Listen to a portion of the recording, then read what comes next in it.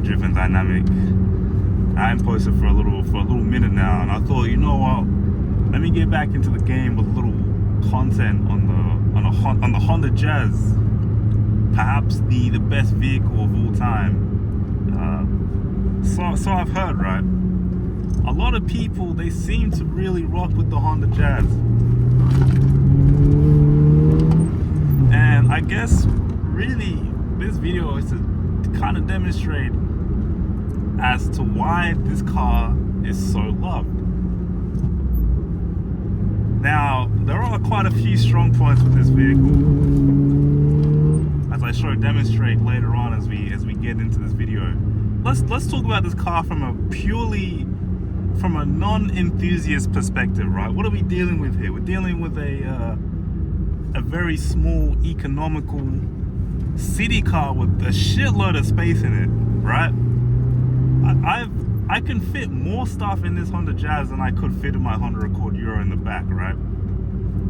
The headliner is so tall. There's no way my head will ever hit the headliner in this thing.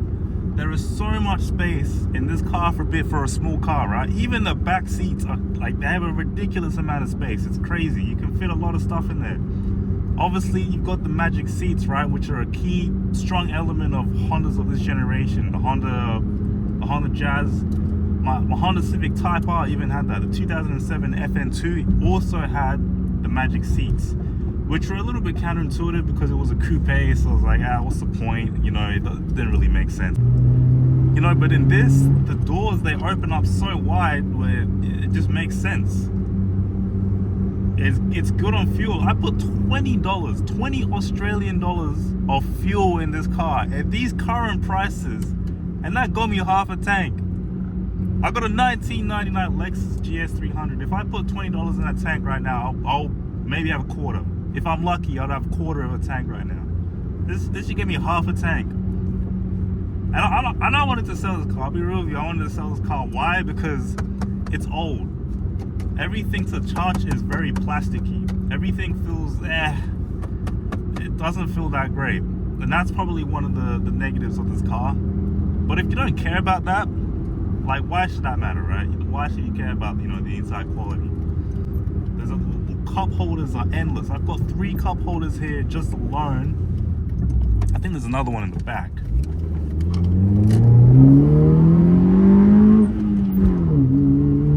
Okay, now, if you want to talk about this car from an enthusiast perspective, stock, it's not that great. It's alright. Obviously, you've got a stiff chassis. That's the main thing that everyone wants to talk about, the rigid chassis of this car. Yeah, it's rigid, I guess. The stock form, it's not that great. But right now, I've got some Nankang AL1 front tires on this thing, right? And I'll tell you now, the moment I put those AL1s on, I was like, I am not selling this car. At least not now anyway. Maybe later on, because you know how I am with cars. I like to hold on to them and then sell them after owning them for like 2 days, That's how I do usually.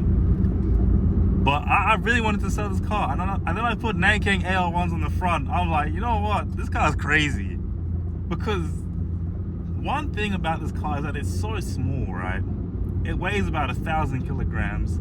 The wheelbase, I wouldn't say it's the smallest wheelbase, but the car is very small.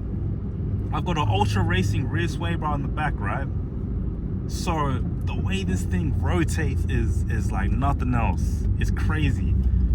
And I had to get these front tires on to be able to do that with the rear sway bar, because for a while I really couldn't rotate this thing because it was bad setup, right? But now that this car's kind of dialed in a little bit more, it's a lot more fun. Look.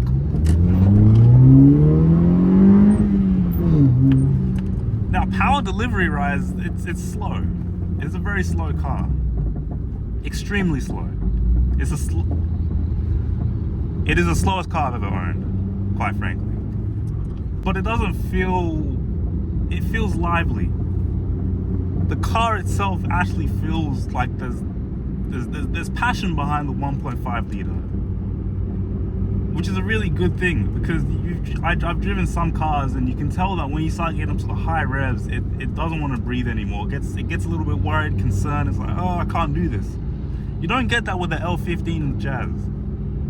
The Jazz likes to rev. Once you hit red line, it's like, okay, cool, I like that. Let's keep going. Let's hit the next gear. And obviously, once you hit the next gear, you're out of VTEC. You have no torque again, and this is how it is.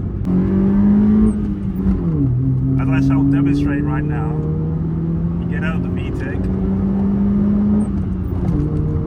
then it's like, it's cool, it likes to do it. Let's get back into it.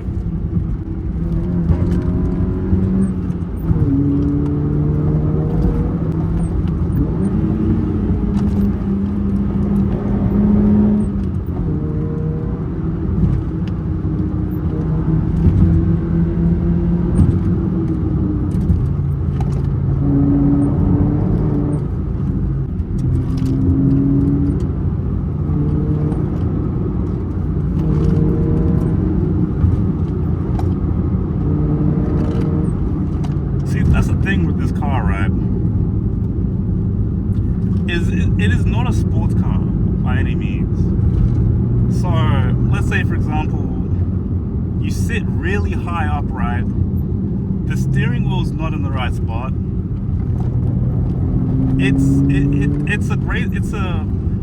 And when you start doing suspension mods and whatnot, and brakes and tires, it feels weird, because it's very fun. You can rip this car like nothing, but it doesn't feel like you're supposed to be doing it sometimes.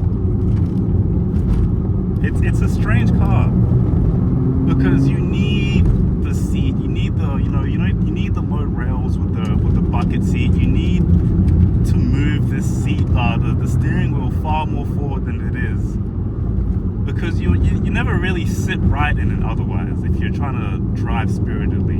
It just feels weird.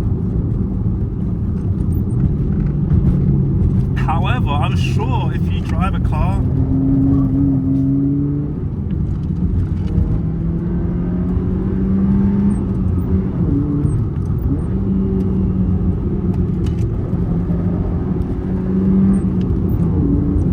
a Honda Jazz that has got the low rail seat and a quick release shifter or something that's got an extended hub, I'm sure that those will alleviate those problems.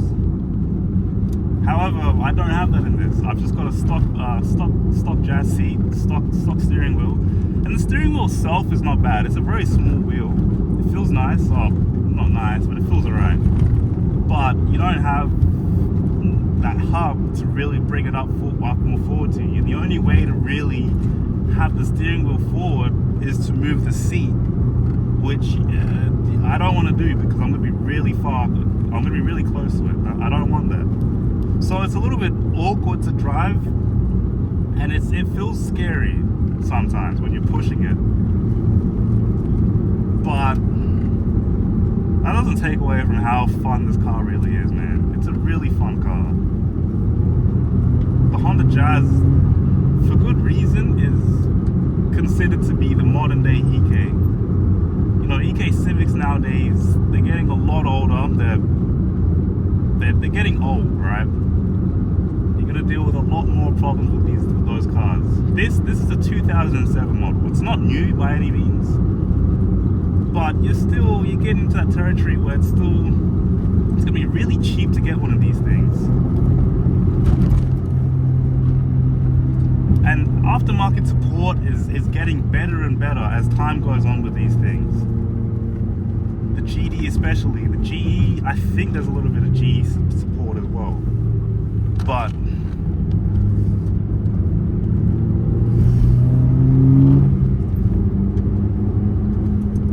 it's a good car.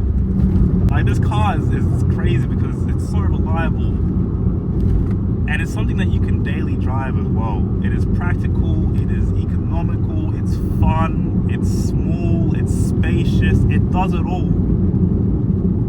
Now for me, I don't really care about some of those things, but for some people they really do. It's also very slow. So if you're looking for a car that's a little bit faster, don't get a GD, don't get a Jazz, don't get a Fit, because that's very slow. But that's part of the charm. As a result, I have no need to ever try and beat people off the line at the lights, you know. I don't care for that, because I'm driving a Jazz. I know I'm going to lose. I'm not going to win that battle. But you know damn well, whenever you get a bunch of twisties coming up, they're not keeping up with you. In this thing, no chance. Good luck. Good luck, my friend.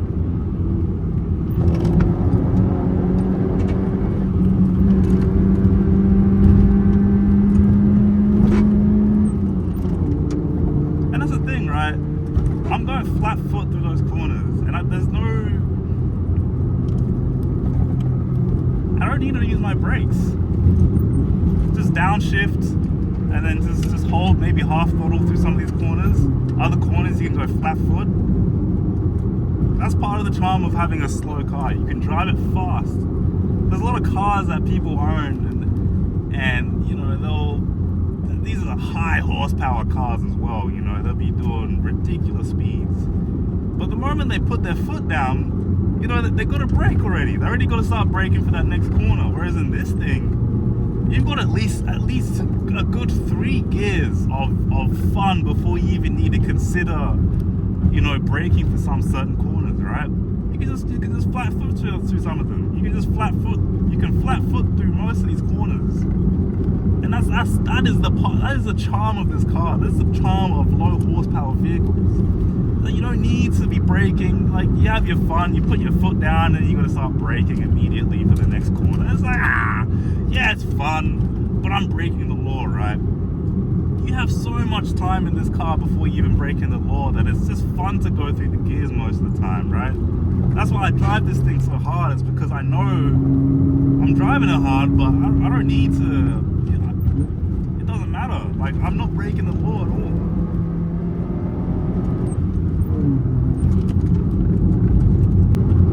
That's the Honda Jazz for you guys, you know. It's a solid car, it's a solid vehicle.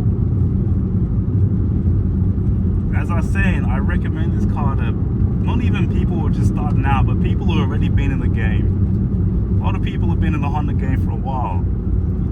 You know, and the prices of you know, K-swap or B-swap Civics, or just, you know, standard B-series Civics, Integras, they're not going for the same prices they were 5-10 years ago. 10 years ago, I'd say. 10 years ago, you could get yourself a B-series, you know, Civic for around $3,000. Has all the bells and whistles. $5K if you really want to get a little bit. $7.5, now you're really balling, right? Nowadays, that's not even going to get you a B-series Civic. You got to spend $10K for that minimum, and that thing's gonna need some work too. Honda Jazz, on the other hand, you can pick one of these up for a few grand. Yeah, it's not gonna be fast. Yeah, it's gonna have the negatives that I just mentioned. It's loud. It is really loud in here. You know, I'm cruising at 70 kilometers an hour, and it is so loud in here. It doesn't help that I've got Nankang AR1s as well, but it is extremely loud in this car. That's part of it, right? It's part of the charm.